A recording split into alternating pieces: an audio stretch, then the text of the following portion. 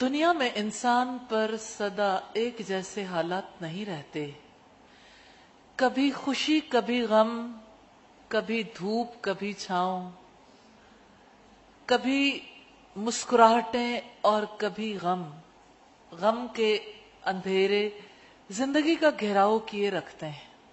ان کی مثال ایسے ہی ہے جیسے صبح کے بعد شام کا ملگجا اندھیرا چھا جاتا ہے، پھر آہستہ آہستہ رات کی تاریکی انسان کو اپنی لپیٹ میں لے لیتی. رات گہری ہو جاتی ہے اور اس کے بعد رات کے اندھیرے سے رب العزت صبح کی روشنی پھوڑ نکالتے ہیں. نہ سدا دکھ رہتے ہیں نہ سدا خوشیاں رہتی ہیں.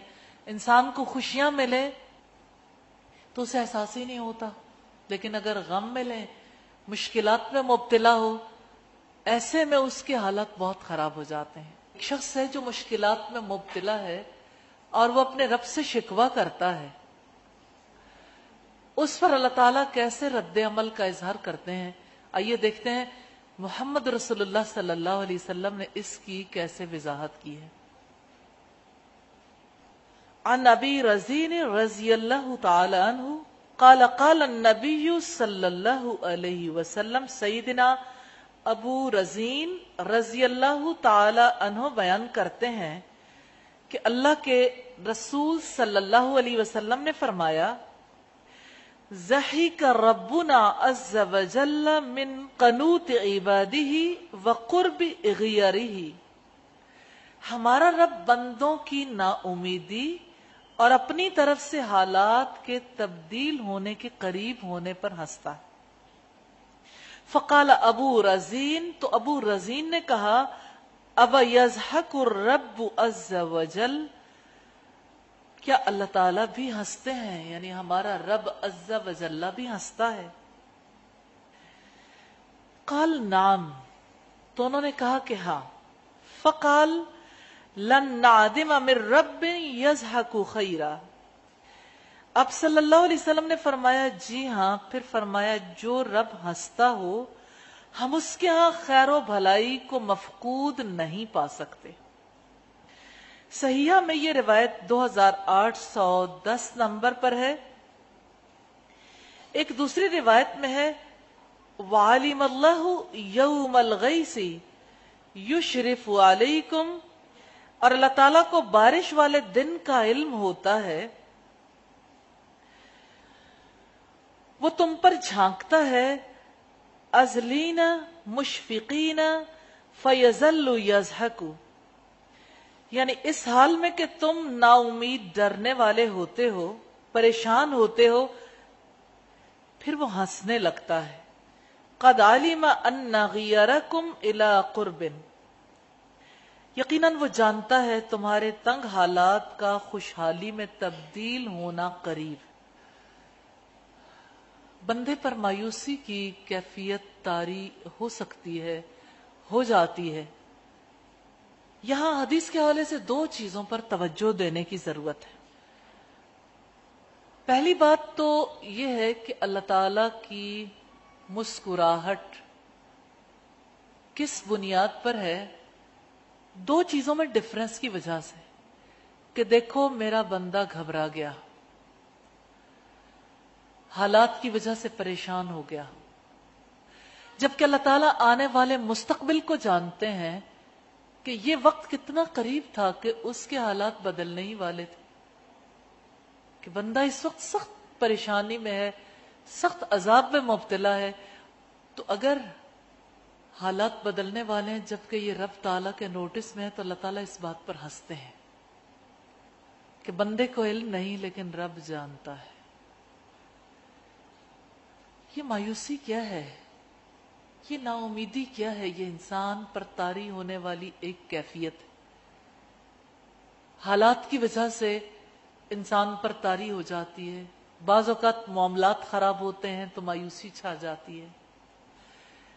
یہ قنوط کیسا عمل ہے؟ انسان گناہ کرتا ہے، بخشش سے نا امید ہو جاتا ہے. اللہ تعالیٰ اپنی کتاب میں کہتے ہیں، قُلْ يَا عِبَادِيَ الَّذِينَ أَسْرَفُوا عَلَىٰ أَنفُسِهِمْ، کہہ دو اے میرے بندو جنہوں نے اپنی جانوں پر زیادتی کی ہے، لا تقنطوا من رحمت اللہ، اللہ تعالیٰ کی رحمت سے مایوس نہ ہو جانا۔ تو بات یہ ہے کہ اللہ کی رحمت سے لوگ مایوس ہوتے ہیں۔ تو یہاں جو نا امیدی مراد ہے وہ عام نا امیدی نہیں ہے، اللہ تعالیٰ کی رحمت سے نا امیدی۔ اس کے اپوزٹ اینڈ پر جا کے دیکھیے، دوسری صورت کیا ہے؟ امید باندھنا، اپنے رب سے امید باندھنا۔ جانتے ہیں اس کا کتنا بڑا درجہ ہے۔ یہ کوئی ایسا کام نہیں ہے کہ انسان دل میں امید باندھ لے اور بس باندھ لی تو دنیا میں اس کے حالات بہتر ہو گئے، کافی ہے۔ یہ قلب کی عبادت ہے، دل کی عبادت ہے، اس پر اجر ملنے والا انشاءاللہ تعالی۔ جیسے آپ نماز پڑھتے ہیں، اجر کی توقع رکھتے ہیں، اسی طرح سے آپ جب اللہ تعالیٰ سے امید باندھتے ہیں تو آپ اللہ تعالیٰ سے توقع رکھتے ہیں۔ جو امید باندھتا ہے وہ اللہ تعالیٰ کا دامن تھامتا ہے نا۔ وَمَن يَعْتَصِم بِاللَّهِ فَقَدْ هُدِيَ إِلَىٰ صِرَاطٍ مُسْتَقِيمٍ، جس نے اللہ تعالیٰ کا دامن تھام لیا یقیناً اسے سیدھا راستہ دکھا دیا گیا، اس پر چلا دیا گیا۔ اس لحاظ سے ہمیں یہ پتا چلتا ہے کہ امید بہت بڑی بات ہے، بہت بڑی دولت۔ اب میں سے کتنے ہی لوگ ہیں جو اللہ تعالیٰ سے نا امید ہو جاتے ہیں۔ کسی کے امتحان میں زیادہ نمبر آنے کے چانسز تھے، ٹرمینل سٹیج پہ جہاں پر آپ کو آگے جانے کی توقع ہے، نمبر کم ہو گئے، لوگوں کے لیے زندگی موت کا مسئلہ ہے۔ راولپنڈی کی ایک بچی کے بارے میں نیوز پیپر میں رپورٹ آئی کہ رزلٹ خراب آیا، باپ نے بچی کو مارا، مار سے ڈیتھ ہو گئی اس کی، کہ میں نے تم پر اتنا پیسہ لگایا، اس کے باوجود تمہارا رزلٹ اچھا کیوں نہیں ہے۔ مایوسی یہاں تک پہنچا دیتی ہے کہ توقعات تھیں، لیکن کیسی عجیب بات ہے کہ انسان رب سے امید باندھنے کی بجائے اولاد سے امید باندھ لیتا۔ کبھی انسان حالات سے امید باندھ لیتا، کبھی انسان اپنی صلاحیت قوت سے امید باندھ لیتا۔ کتنی گہری بات ہے جو اس شعر میں کہی گئی کہ بتوں سے تجھ کو امیدیں، خدا سے نا امیدی، مجھے بتا تو صحیح اور کافری کیا ہے۔ اللہ تعالیٰ سے امید باندھنا اگر عبادت ہے تو اللہ کے ماں سوا غیر اللہ میں سے کسی سے بھی، چاہے کوئی باپ ہے، بچہ ہے، چاہے شوہر ہے، چاہے دنیا کا کوئی فرد بھی، غیر اللہ سے امیدیں باندھنا یہی کفر ہے، یہی شرک ہے۔ شیخ عبد القادر جیلانی نے یہ بات کہی تھی کہ جس سے تو محبت کرے وہ تیرا معبود، جس پر تو توکل کرے وہ تیرا معبود ہے، جس سے تو خوف رکھے وہ تیرا معبود ہے، جس سے تو امید باندھے وہ تیرا معبود ہے، جس کی تو تعظیم کرے وہ تیرا معبود ہے۔ یہ حقیقت لوگوں کو دل کی گہرائیوں سے سمجھ نہیں آتی کہ امید باندھنے کا نتیجہ کیا نکلتا ہے، ہمارا سٹیٹس کیا ہو جاتا ہے، ہماری تو پوزیشن ہی بدل جاتی، ہمارا تو اسلام ہی نہیں رہتا۔ تو ایک اللہ کی ذات سے امید باندھ لیجئے، اس سے امیدیں باندھنے والے کبھی نامراد نہیں رہتے۔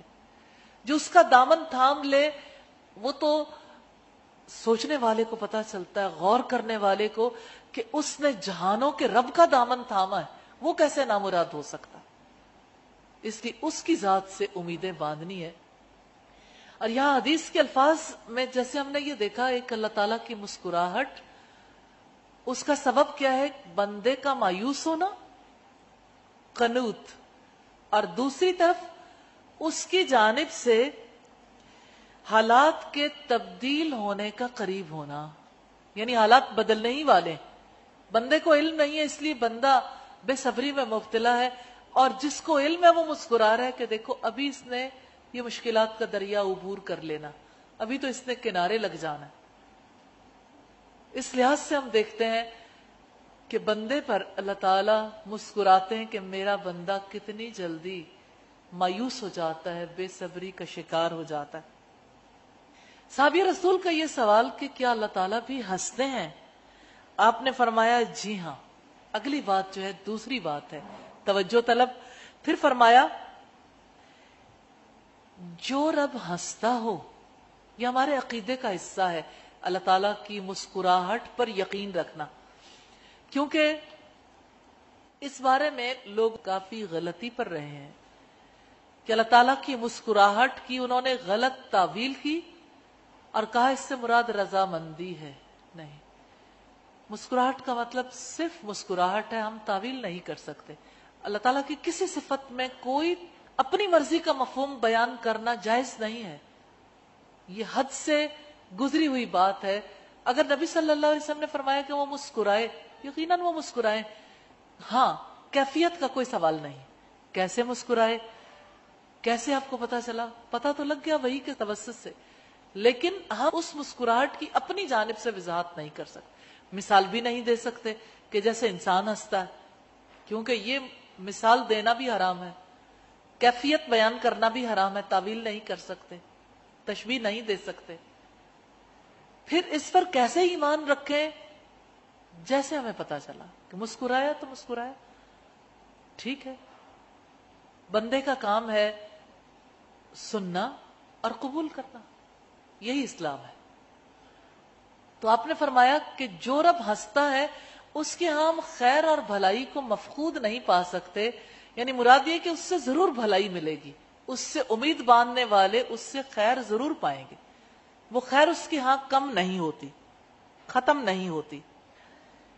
اور ایک روایت میں ہے کہ اللہ تعالیٰ کو بارش والے دن کا علم ہوتا ہے، یعنی اللہ کے علم کی بات ہے کہ اللہ تعالیٰ کو پہلے سے علم ہوتا ہے.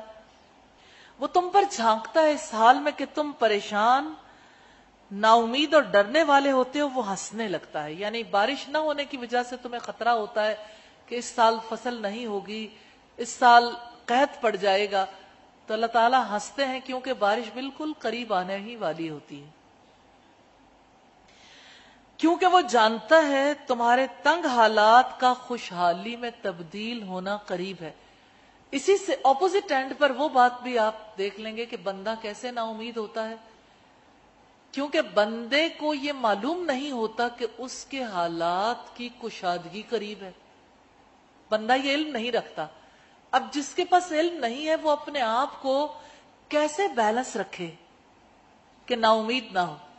اس کا طریقہ کار یہ ہے کہ بندہ اپنے معاملات اللہ کے حوالے کرے، اپنے رب سے دعا کرے، اپنے رب سے مدد طلب کرے، کیونکہ اس سے مدد طلب کرنے والے نامراد نہیں رہتے. جو فرد اللہ تعالیٰ کی طرف رجوع کرتا ہے، حافظ ابن قیم نے کہا استعانت آدھا دین ہے، آدھا. یہ بہت بڑی بات ہے، میسج ہے سورہ الفاتحہ میں، ایاک نعبد و ایاک نستعین. صرف آپ کی ہم غلامی کرتے ہیں، صرف آپ سے ہم مدد چاہتے ہیں. استعانت مدد طلب کرنے کو کہتے. تو دین ہے کیا؟ اللہ کی غلامی، اللہ کی بندگی اور اللہ سے استعانت طلب کرنا. تو بندے کا کام ہے اپنے آقا سے مدد طلب کرتا رہے. اس وجہ سے جس چیز کا اسے علم نہیں تو اللہ کے علم کے حوالے کرے، اللہ پر بھروسہ کرے، اس پہ توکل کرے، اس سے امید باندھے. کیونکہ اس سے امید باندھنے والے دنیا میں بھی بڑے طریقے کی زندگی گزارتے ہیں، نہ بے صبری کا مظاہرہ کرتے ہیں، نہ جزا فضا کرتے ہیں، نہ اس سے امید باندھنے والے ناکام رہتے ہیں. کیونکہ دنیا میں وہ اپنے رب کے سپرد کرتے ہیں اپنے معاملات کو، اور رب العزت کی طرف سے رحمت ہوتی ہے. اور آخرت میں وہ اپنے ان برے حالات پر صبر کی وجہ سے، امید باندھنے کی وجہ سے اللہ کے یہاں جزا پائیں گے. اور حالات جب کشادہ ہو جائیں گے تو شکر گزاری کی وجہ سے. اللہ تعالیٰ کے پاس جزا بھی ہے، دنیا بھی سنور گئی، آخرت بھی سنور گئی. مجھے یہ بتائیے نا امید ہونے والے کو کیا ملا؟ جانتے ہیں کیا ملا؟ ڈپریشن. آج کی بہت بڑی بیماری ہے.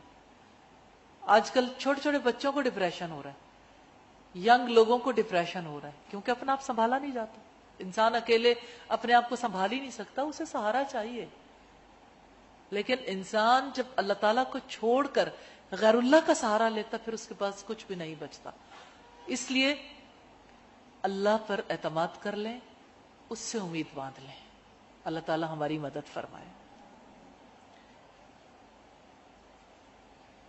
اس حدیث کے بارے میں امام البانی کہتے ہیں کہ ابو الحسن سندھی نے سنن ابن ماجہ پر اپنے حاشیے میں کہا غیرہ کے بارے میں کہ اس کی ضمیر کا مرجع اللہ تعالیٰ کی ذات ہے. اس حدیث کا مفہوم یہ ہے کہ اللہ تعالیٰ اس بات پر ہنستا ہے کہ بندہ جب آزمائش میں مبتلا ہوتا ہے تو وہ جلد ہی خیر و عافیت سے مایوس ہو جاتا ہے, یعنی بیمار ہونے کی صورت میں شفا سے محروم ہو جاتا ہے, یعنی شفا کی امید باندھنے سے محروم ہو جاتا ہے, اور پریشانیوں میں مبتلا ہونے کی صورت میں فرحت و مسرت سے نا امید ہو جاتا ہے. جبکہ خوشحالی بدحالی آنی جانی چیزیں ہیں, اور بدحالی خوشحالی میں بدل سکتی ہے, بیماری کے بعد شفا مل سکتی ہے, اور رنج و غم کے بعد خوشیوں کے لمحات نصیب ہو سکتے ہیں. اور بہت ہی پیاری بات ہے, علامہ سندھی کہتے ہیں اس بات کے بارے میں کہ جو رب ہنسنے کی صفت سے متصف ہو, یعنی یہ صفت رکھتا, اس کے خیر کو ہم مفقود نہیں پاتے, یعنی جب بھی بھلائی کی ضرورت پڑے گی اس سے ضرور بھلائی مل جائے گی. تو جب ہم اللہ تعالیٰ کے دربار میں اپنے مشکل حالات کا اظہار کریں گے تو وہ ضرور ہمارے مشکل حالات کو آسانیوں سے بدل دے گا انشاءاللہ.